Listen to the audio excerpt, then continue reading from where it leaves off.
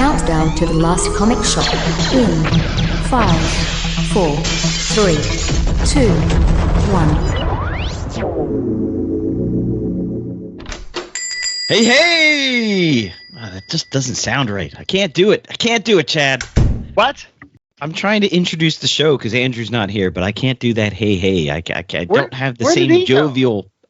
He apparently took the day off. I didn't know that we were allowed to do that. Hey, ho, ho. Andy had to go? I don't know. The only time we get the day off is when we go on strike. Can we go on strike? What happens if we strike and Andrew's not here? Yeah, if a tree falls in a wood, does anyone hear the sound? Okay. So, what are we going to do? I didn't read anything. Andrew wasn't here to tell us what to read. I didn't read anything. Did you read anything? I didn't read anything. What are we going to talk about? I'm sure that Andrew's recorded something. He's not that bad. Let's go look to see if he's left us something. Maybe he's given us a voicemail. Tell us what to do.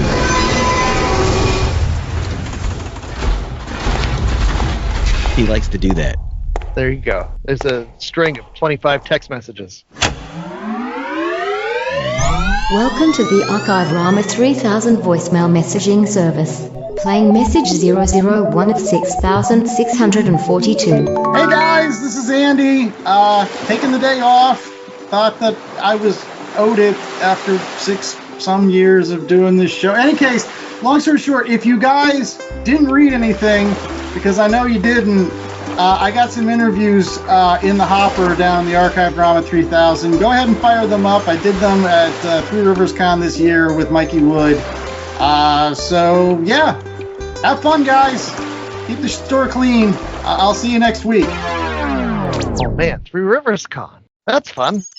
All right, so let's see. What do we got? We got some interviews. There's one. There's this Dave Wachter. I know Dave Wachter. So he has done work on Marvel's Planet of the Apes, on Teenage Mutant Ninja Turtles. Currently, he has been kicking all the butts on Uncanny Valley. Which, have you checked that one out, J.A.? I have not. Oh man, that's definitely something to recommend. It's written by Tony Fleeks, and basically there's a kid who learns that his parents are cartoon characters, and he has like all the cartoon character abilities. And his grandfather's an old-timey prospector. They run through walls, and it's all kinds of fun, zany stuff. So yeah, hopefully they talk about that.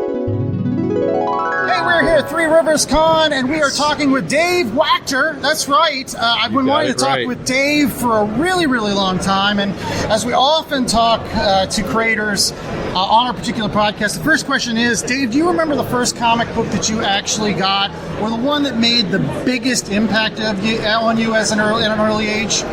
Oh, I don't know if there's a particular one that I can think of. I will say the first time I ever really saw any comic books was, I have two older brothers. They're 6 and 9 years older than me. Is this close enough? Yeah. And they had a stack of Mighty Thor and Peter Parker, the Spectacular Spider-Man from like, I'm going to say 77, 78, 79. Okay. And this was a stack that was about probably 10 inches, maybe a foot tall stack, wow. Which at the time, when I saw that as a kid, when I was like 7 years old or something like that, I was like, this is so many comics. It's amazing how many comics there are. But I will say one of them, and I can't remember the numbers of the issues, but on these, there's a couple that really struck me in these early Peter Parker, the Spectacular Spider-Man. I love the art in those things. And there's 2 issues, and I didn't realize till much, much later, they're by Frank Miller. Yes. And they have Daredevil in them, and it's when Spider-Man is blinded. It's called The Blind Leading the Blind. So Spider-Man gets blinded, and then Daredevil shows up to sort of help him out to deal with the fact, and like uses spider sense and stuff like that. But I didn't even realize, and I even the cover was missing off of one because my brothers didn't take care of them or anything like that. So the cover had been ripped off of one, so I'd never seen the cover to one of those until like at least a decade later. And I didn't even realize till much, much later that those were Frank Miller issues, and they're just so amazing. Yeah, I love those. Also, I say in an early one when I started buying comics and stuff when I was like 8 or 9 years old, but I got that, I don't remember exactly what issue number it is, 210, 212, something like that, of Uncanny X-Men. Okay. It's the Wounded Wolf one with Barry Yes, Windsor Smith and yes. the little girl from Power Pack, and he's kind of gone feral, and he's fighting the Reavers, but it's those other Reavers with the clear helmets and stuff. And that issue, I love that issue so much. Yeah, it looks so good. Those like 4-year run where Barry Windsor Smith would come back and do one issue of Uncanny X-Men were some of the best issues. So you're reading, you're buying comic books. You know, you're a fantastic artist. Did you do some tracing back in the day? Like, was there any particular people that you went like, ooh, I like their style, I'm going to start kind of aping them a little bit? Really, yeah, sure. I mean, that's how. I mean, I don't know about tracing, but there was definitely like just copying, like side by side of things and like that. And one of the early guys for me, like I said, Barry Windsor Smith. I used to. I remember. Well, I immediately, because I had already been drawing and stuff before I read comics, and then when I got into comics, I was like, now this is something to draw. So I immediately started making my own comics. Okay. So I was making comics. Like one of the first issues I ever bought was a Captain America 280, 290 something, where he has to relive the death of Bucky and Baron Zemo, all this kind of stuff. Oh yeah, I remember that one. It's the cover where they're on the plane and Bucky's falling off or whatever. You know, I would just like literally like redraw. Like I would even panels where it's just like you're seeing like Cap from behind and it's just his arm and the side of his face. I think that was interesting. But I would like try to make my own comics that were just like rip-offs of things that I'm seeing. I did it like an episode of Thundercats. I was drawing my own comic of an episode of Thundercats with the diamond-headed guy who was going to burrow in. Mumra had hired that diamond-headed guy to burrow in, which I think is an episode, into the cat's lair. And we didn't have a VCR when I was a kid until I was like probably 12 years old. So every day at like 3 or 3:30, I'm watching it and I'm trying to sketch what the cat's lair looks like. I'm like, what does the left side of the cat's lair look like? Like real quick, like as fast as I can. And then those references. Yeah, and then I'm like, it looks like I'll have to come back in 24 hours and try to grab it again and try to get. So that's the kind of stuff I do. But I was making my own comics from an early age. I did. It was the 80s, so the Cold War. So I had like a World War III kind of comic that I had written and was drawing, and all the Russians were always this nuclear threat.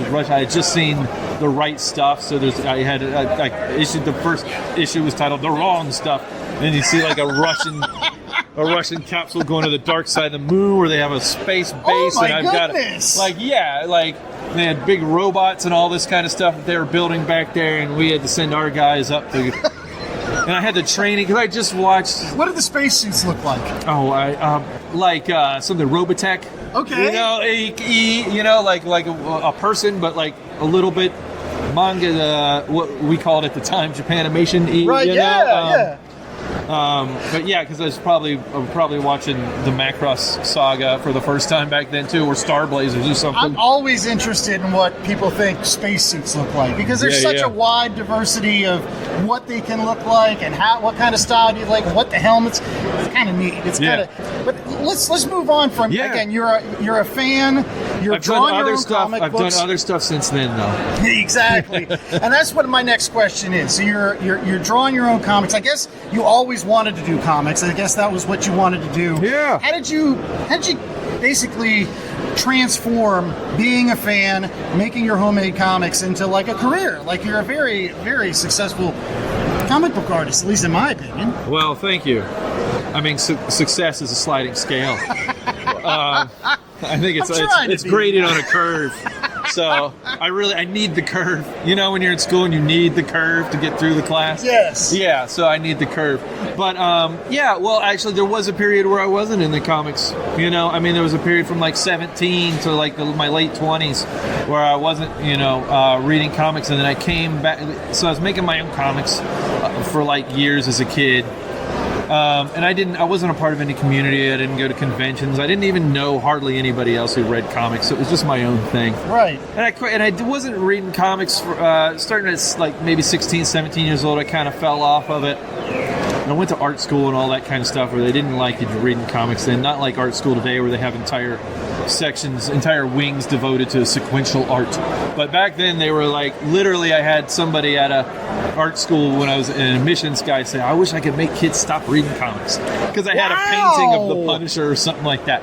So yeah, and so I sort of had stopped reading comics until like my mid to late 20s, and then it was in the early 2000s, and I started picking up Amazing Spider-Man again. Right. And that was when John Romita Jr. was back on the book. Yes. You know, which I had remembered him from Daredevil back in the day. His first run of X-Men, his second run of X-Men, his Punisher Warzone, you know, all that stuff. So he was always a favorite of mine, and Spider-Man was always a favorite character of mine, and JMS was writing it.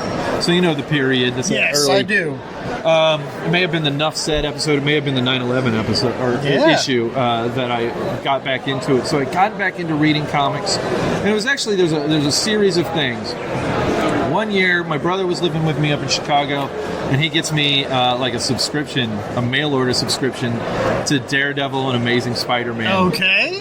So that gets me more back into reading comics again, right? Like the direct from Marvel, you know? Exactly. So, yeah. in the mail Having kind of that things. monthly fix. Always coming, of course, Chicago mail. They always come tattered and messed up.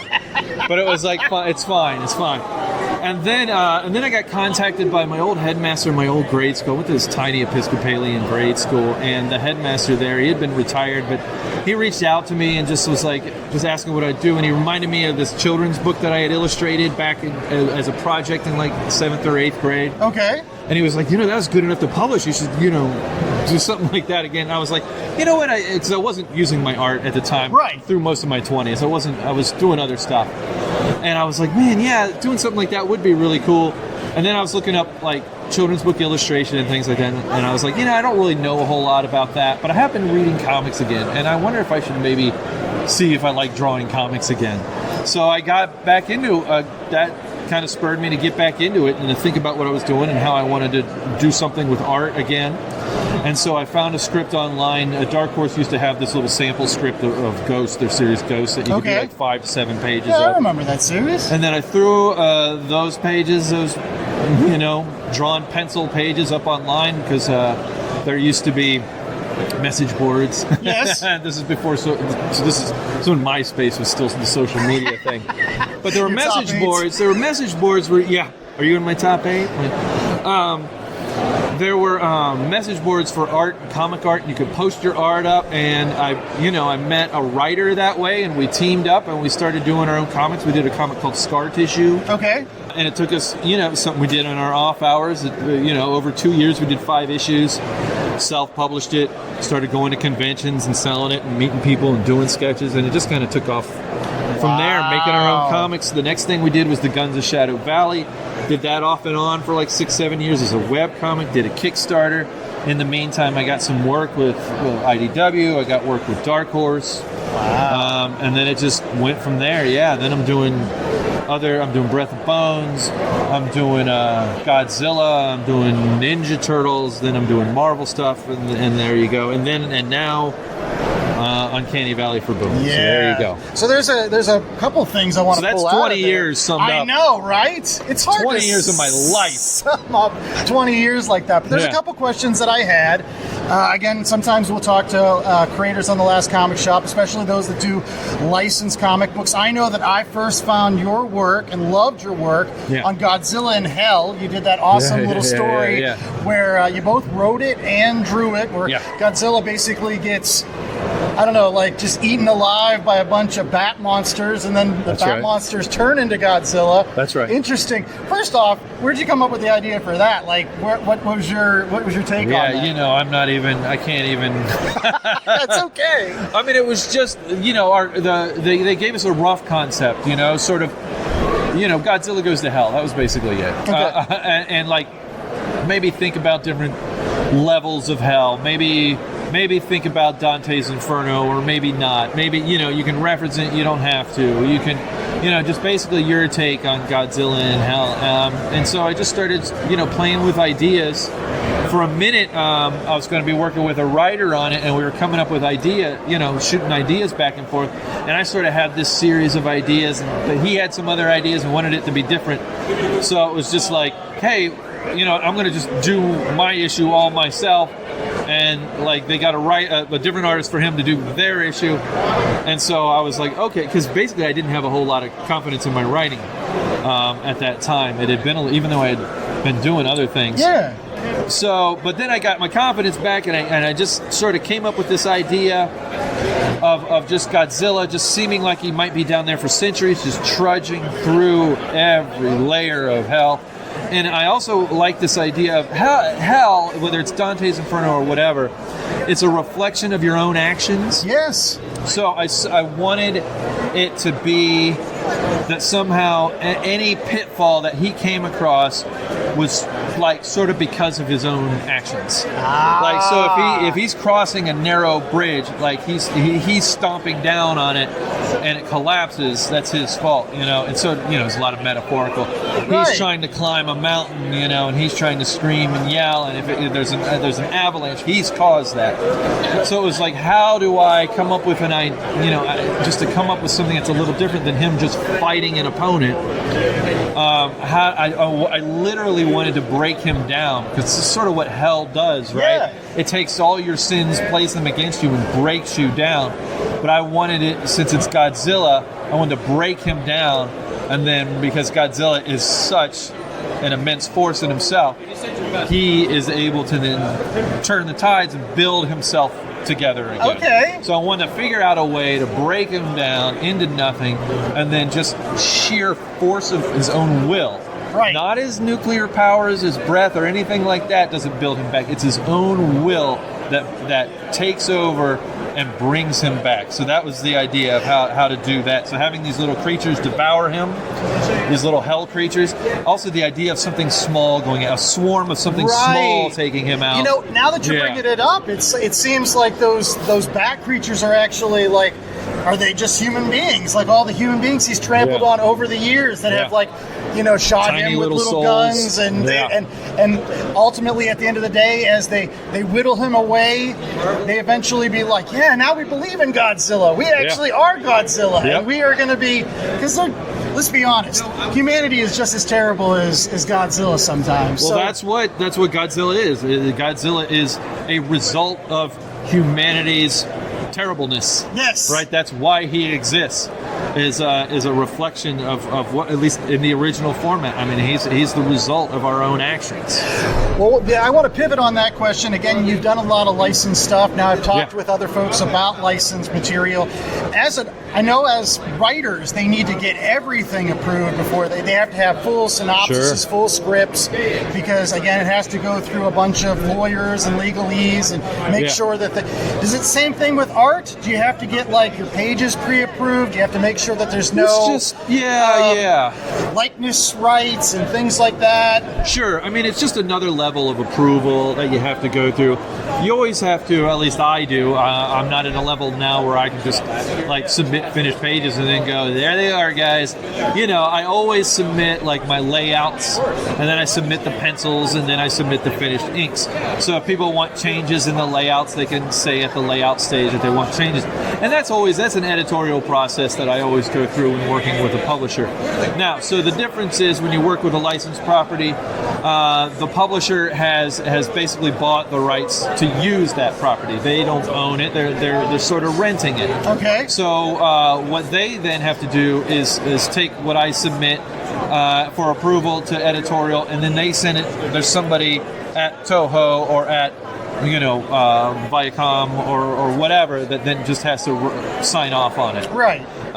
So it's just another level of that, and if they're really good at it, they get it done quickly and come back with notes, whatever notes they have. Some are better than others. The worst thing that can happen is that you get notes about the layouts after I'm finishing up the inks. Yeah. Because sometimes there's a lot of people they want to go through.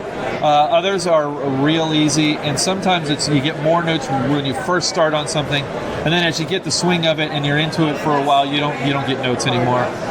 Whether I do Godzilla for a little while, and then I don't get as many notes about it. Ninja Turtles get notes at the beginning, but then after a while I wasn't getting any notes about it.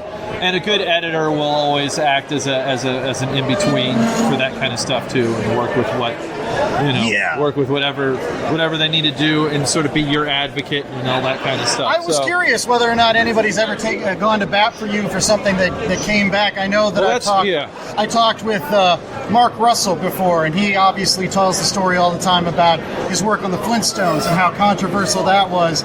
and how Hanna-Barbera originally came back and said, no, Fred Flintstone has to say yabba dabba doo every single episode. You can't do this, you can't do that. That's more of an extreme case. But is there ever any pages you were like, nah, this needs to be in there, or I think as an artistic perspective, this needs to be fought for? Or?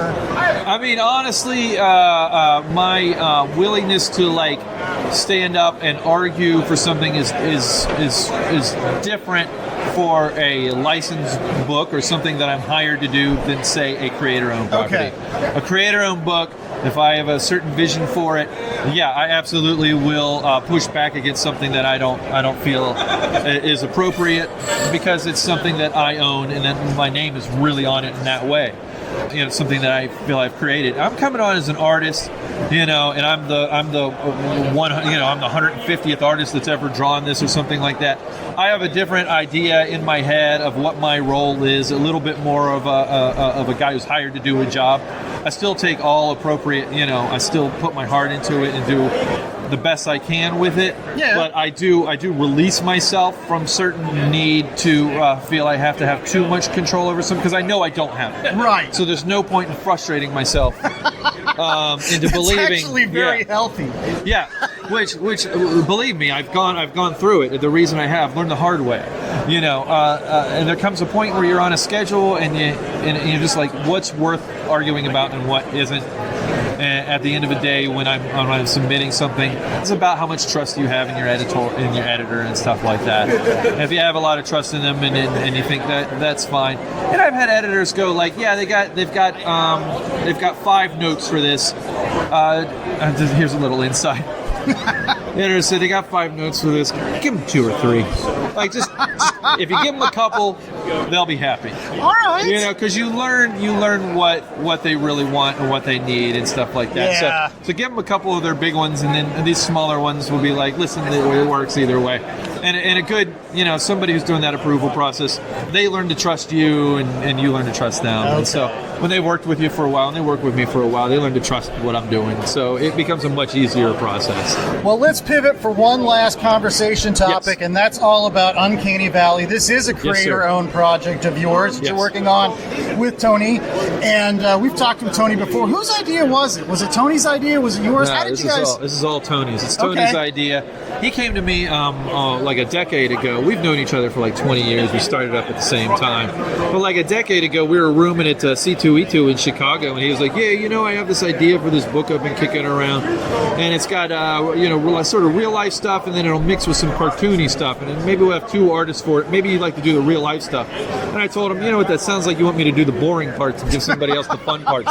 So, but then, and then I hadn't heard anything about it. We'd both been doing our own thing. We'd both been, he had been doing ponies, and I had been doing turtles and all this kind of stuff. And so he came to me and he was like, hey, remember that thing I talked to you about? Yeah, we're doing it with Boom Studios, and would you be interested in doing boat parts of it? I said, hell yeah, I'm all about it. I love it. I didn't even honestly, I didn't have to even know what it was about.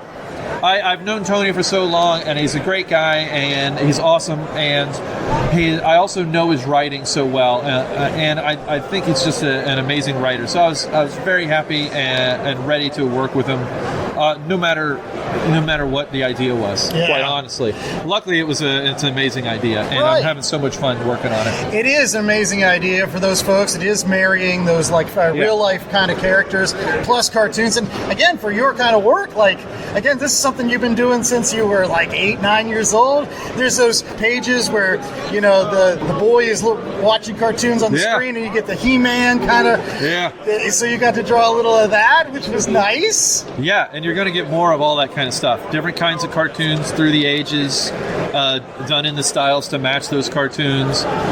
Different kind of cartoon gags, but as always, the cartoon gags a little bit on their ear, turn to the side a little bit. That gives them a little bit of a different meaning. And you're going to get. I'm working on issue 4 right now, and that script, boy, oh boy, there's a real heart in that one. It's just, I read it and I was just like, man, I might tear up a little bit. Oh, wow. It's hit me in the feels, it's just like wow. And then I see what these guys. plan for the next few issues, and I'm just like, this is going to be amazing. It's really great. It's already an amazing series. You can check you. it out at your local comic book shops right now. Yep. It is on the stands. Dave, before we let you go, where can people find your work? Where can they find some of your creator-owned stuff?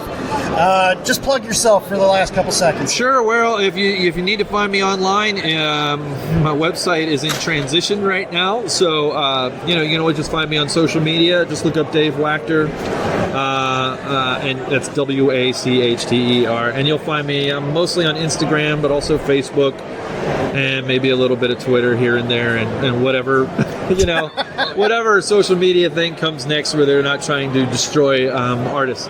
But yeah, you can find me on there. You can you can just search me on Google and you'll find me. It's all over the place. All right. Yeah. Well, Dave, thank you so much for being on The Last Comic Shop. We hope to have you back on as a guest for future projects, as they come down the pike. But Thank you so much. Thanks a lot. Well, I think we're going to go to a commercial break because we got to pay those bills and make sure that we can keep the lights on in this shop, because no one's coming in to buy comic books because they think we're a shop in Malaysia or something. There you go. They must have spent all their money at the Three Rivers Con, the great Comic Con, where you can meet folks like Dave Wachter and have really cool interviews. So stick around. We're going to throw to a commercial, but we'll be back with another interview from the con after these quick messages. BCWSupplies.com has everything a comic collector could need. Boards, bags, long boxes, and so much else for our ever so increasing collections. And you can save 10% on your total order by using promo code LCSPOD at checkout. Not only does this take 10% off BCW Supplies' already low prices, but it supports my favorite podcast, The Last Comic Shop. So get all your collecting gear at bcwsupplies.com and save 10% on your order with promo code LCSPOD at checkout. That's LCSPOD at checkout. Happy hunting! Being a PI, you learn fast what seems like a normal case never is. You never realize how much you're going to need your friends. You can never guess how near your enemies are. And you never know who to trust. Now I'm chasing down an ancient artifact, the only thing that can stop this newly unearthed terror. It sounds crazy, but I'm not thinking how nuts it all is. All I can think about is the only man who's ever managed to grab my heart is right at the heart of this mystery. And why? Every time my heart gets involved in anything, there's always a monster waiting in the shadows to break it. Ripped from the pages of the self-titled comic book comes Dash, a new queer supernatural noir podcast. Follow us on Twitter at Podcast Dash, on Instagram at dash.noir, or wherever you get your podcasts.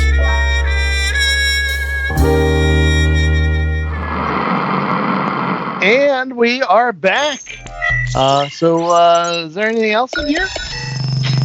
I think so. There's no way Andrew wouldn't leave us with just one interview. That's not enough for a show. No, there's one there. Look, we've got this thing covered. Who's that? Robert Hack.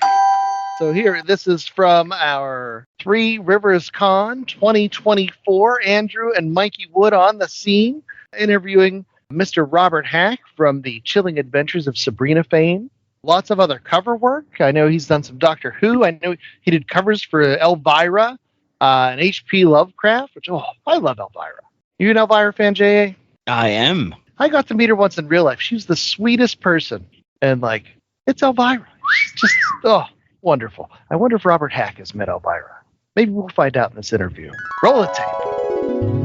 All right, we're back with more of The Last Comic Shop here from Three Rivers Con, and we are talking with Robert Hack.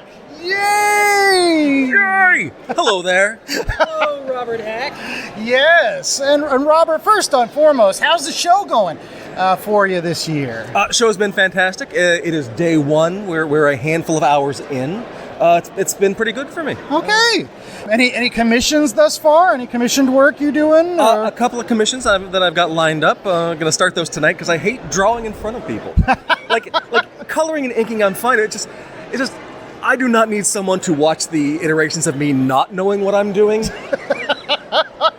All right. Well, curious. What do you think is the most interesting commission that you've gotten thus far today? Thus far, I've got a Creature from the Black Lagoon. Okay. Sketch cover that I'm going to be doing. All right. Have you ever drawn the Creature from the Black Lagoon? I've done a handful of sketches. Okay. Yeah. I'm a big cool. Universal horror fan. So. Well, I was wondering because I think he's among my top 3, I think. After Frankenstein, I think he's probably number 2. The movie's great. The movie's great. The sequel is fun. Yeah. The third sequel is not. That's where they put him in a... The Creature Among Us or whatever? Yes. A job at an office or something. Because the Tor Johnson aesthetic is what you want from your swimming monster. Right.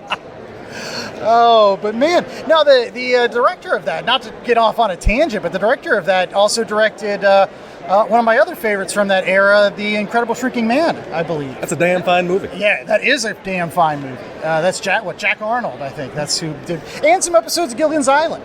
Welcome back to Jack Arnold, Chad. For those folks that may not know your work, first and foremost, we always ask the question of, do you remember the first comic book you ever got, or the first comic book that you looked at and you were like, you know what? Maybe drawing is for me, or something like that. My older brother had comics, so it's hard for me to pin down which one was the absolute first, but the first 3 were kind of grouped together. Okay. And they were reprints.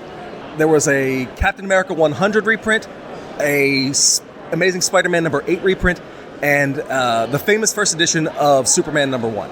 So this is what introduced me to comics, and also why I draw like an 80-year-old man.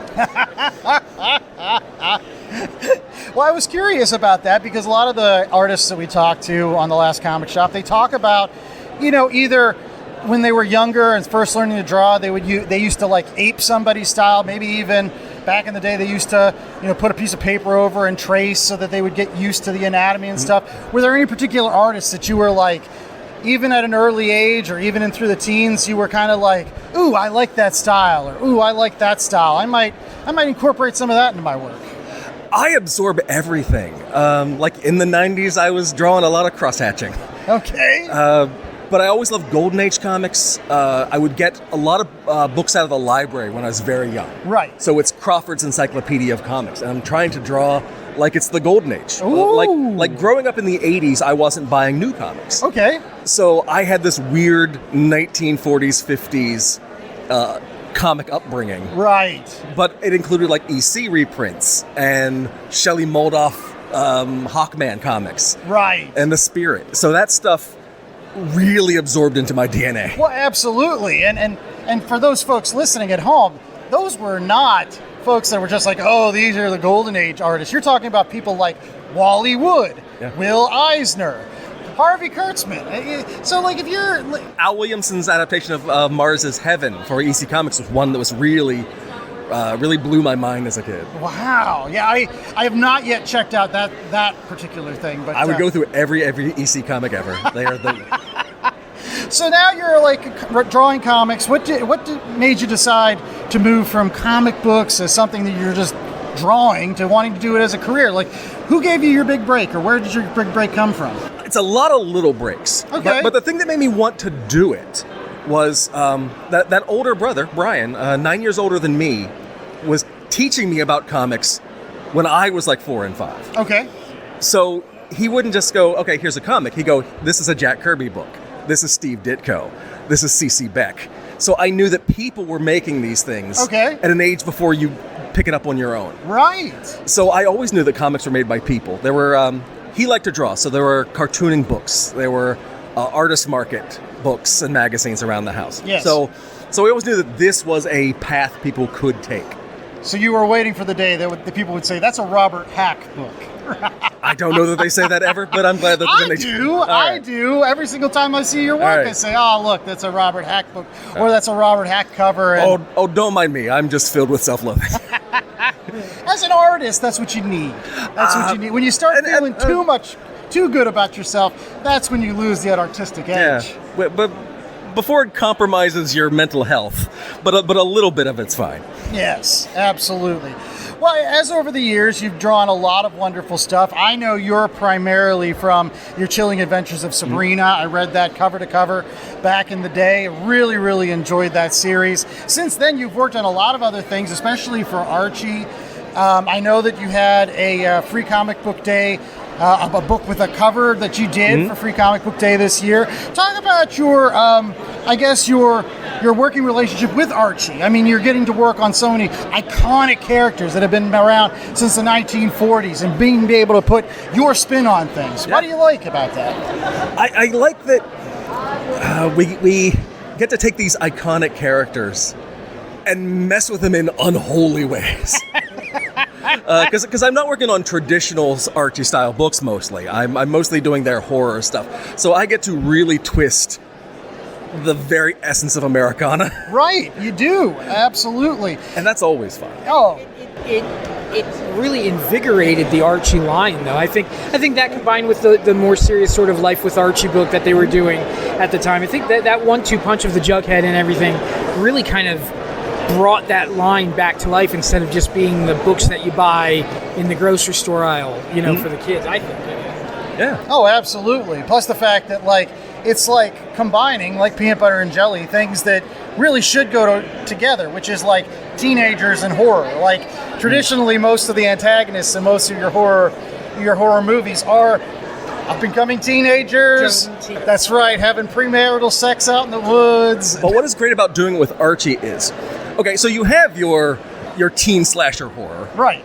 And you watch the movie, and it's, all right, it's kid getting bumped off one after another for 80 minutes. Yes. But with Archie, you've known these characters since you were 4. Yes. It hurts you when they die. It hurts you when in Afterlife with Archie, when Archie has to unalive his own dad. Yes. Like that hurts. Oh, and even worse when his dog becomes zombified and he's like, you were a good boy or something. I know I started crying even more than the dad at that point. Oh, yeah. Is it the same for Sabrina, too? Because Sabrina is like, that had kind of like the witchcraft kind of aspects of it. And I know that you were working in some other characters during that run. What was the school teacher was Matt and Satan? Yeah. By the way, those were gorgeous drawings, just as somebody that's a red-blooded American male. But I will say, working on Sabrina, did you feel like there were some of those moments where it was really jerking at the heartstrings there too?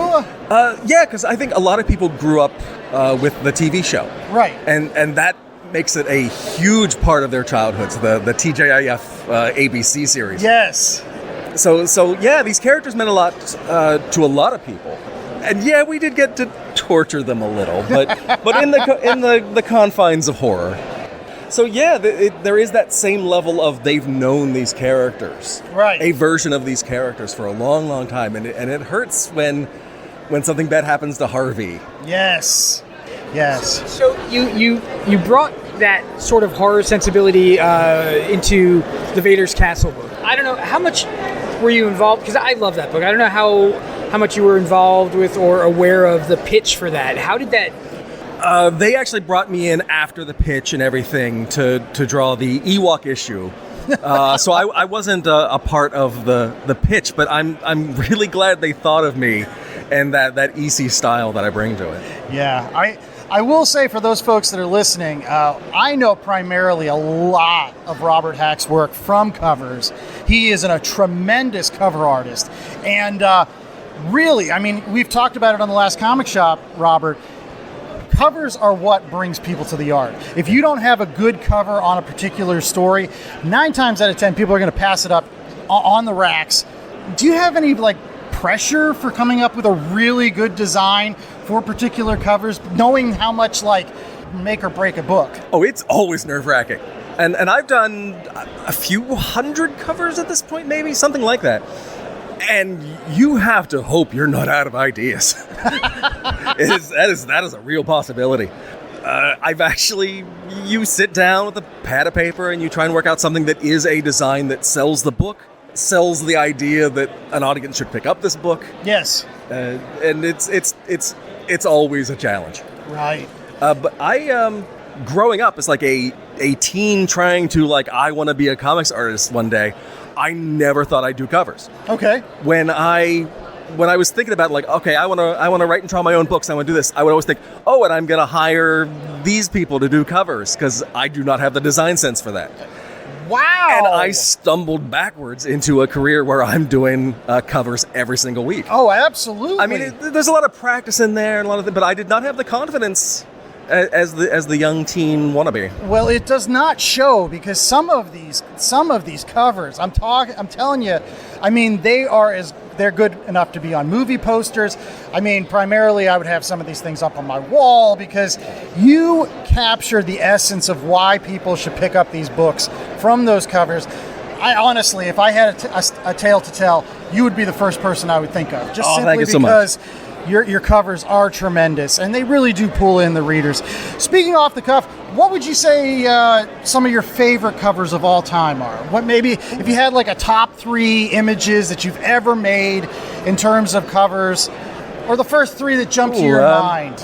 I just did a cover for Elvira versus Lovecraft #4. Okay. It has like 100 cats on it. And I just did that one, and it's fresh in my mind. But that one was pretty fun. I think people are digging that one. I did a Betty Boop cover for Dynamite that I still think is pretty solid. Wow. That was a fun for Betty Boop #1. Was that the first time you drew Betty Boop and that kind of?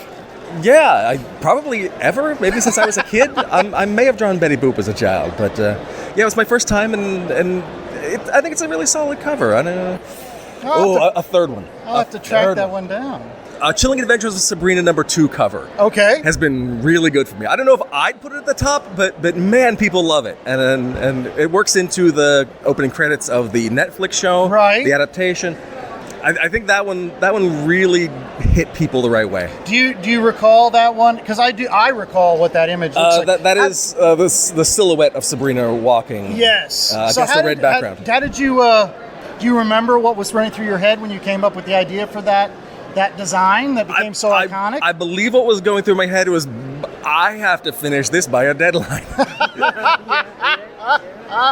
But no, I like the idea of the silhouette and carrying the school books, clearly walking home from school, but very, very autumnal, very ominous with the silhouette.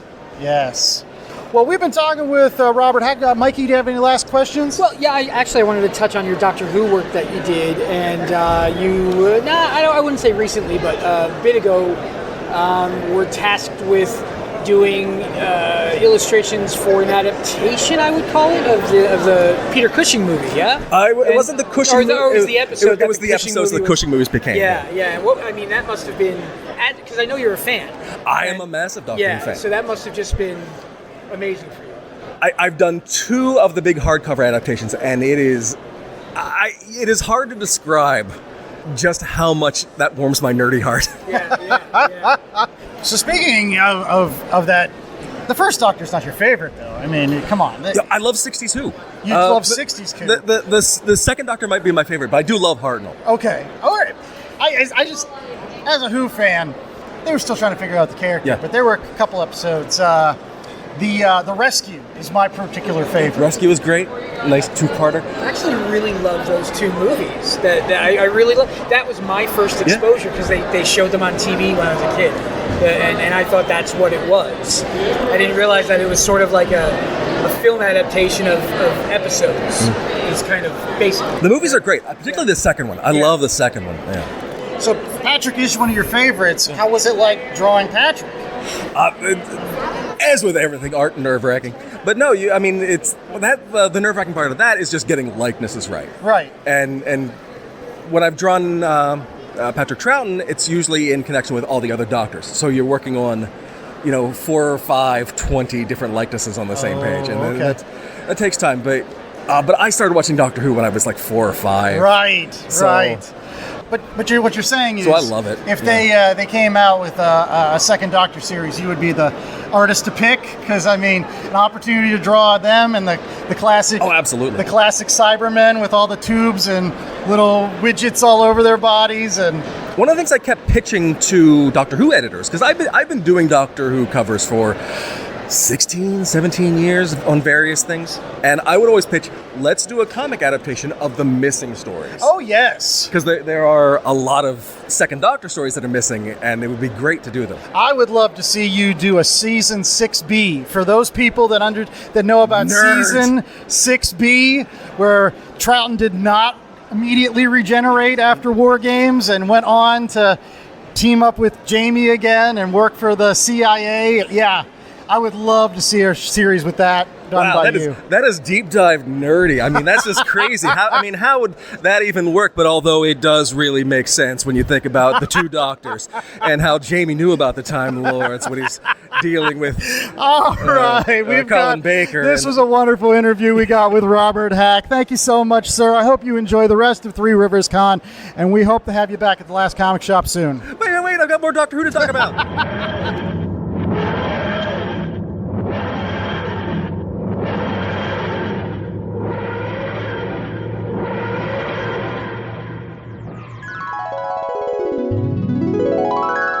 All right, so that's. I think we still got a little vamping to do on the show, Chad.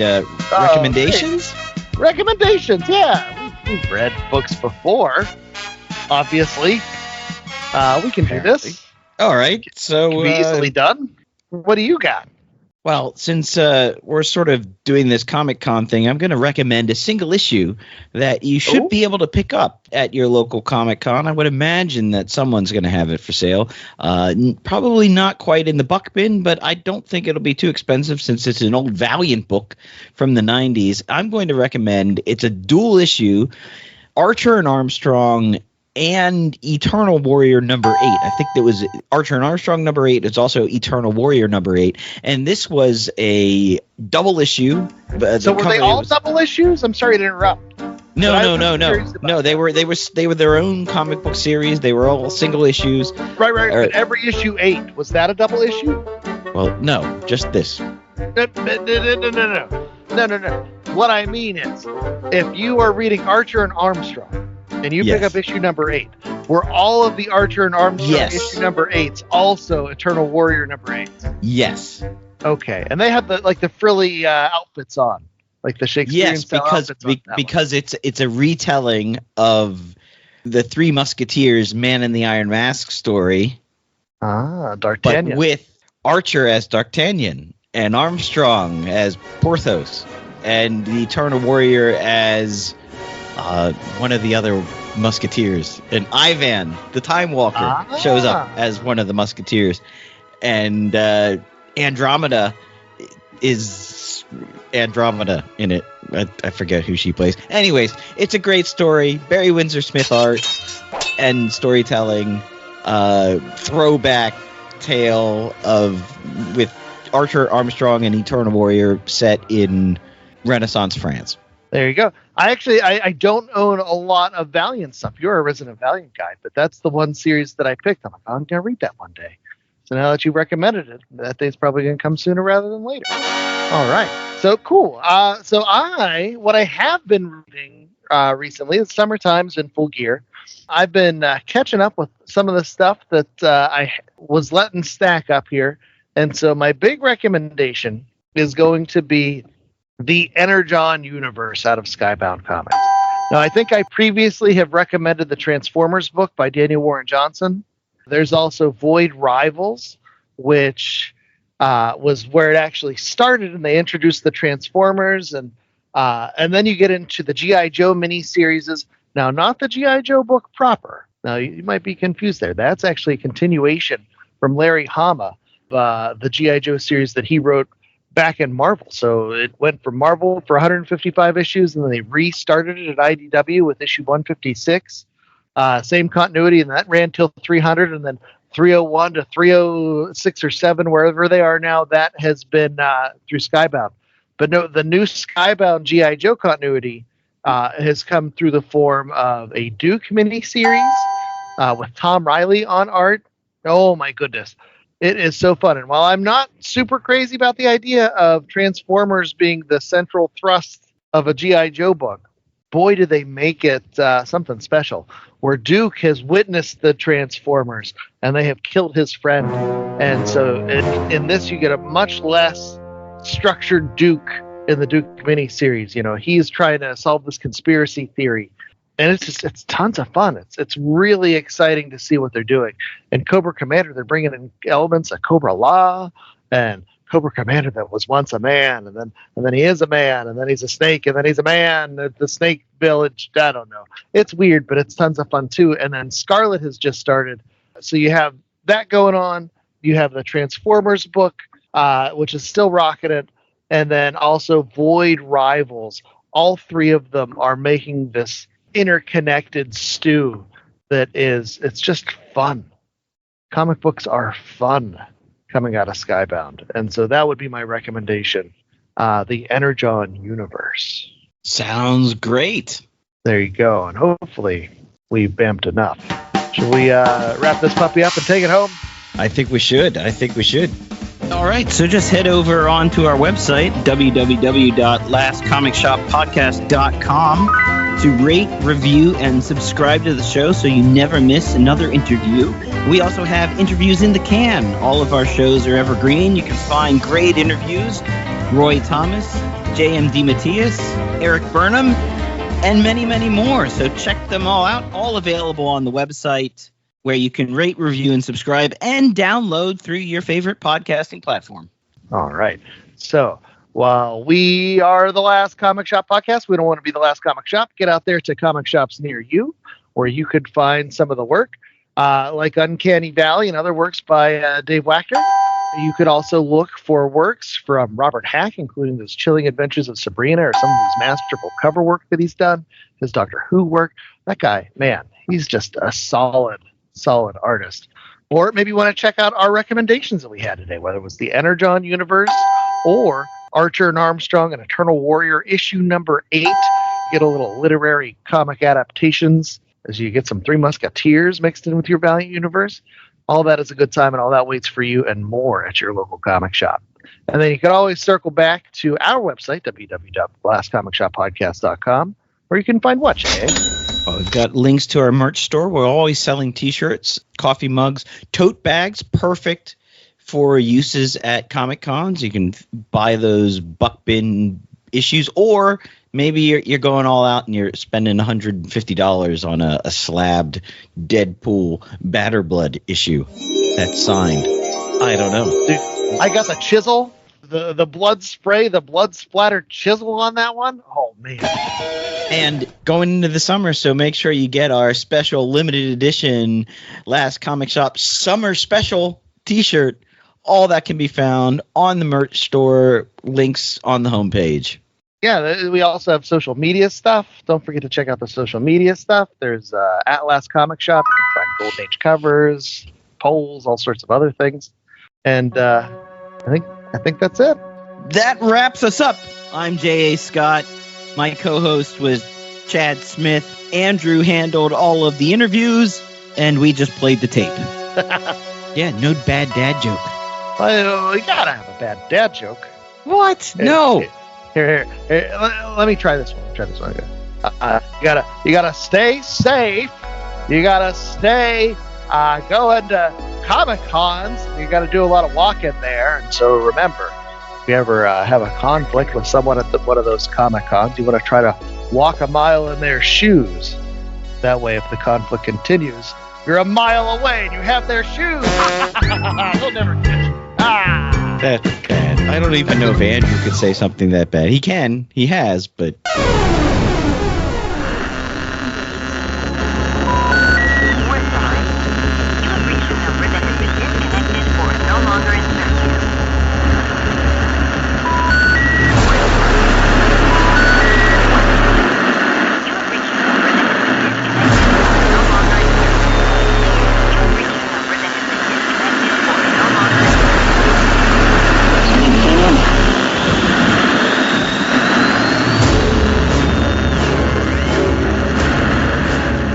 The Last Comic Shop podcast was a 2024 Black Angus production.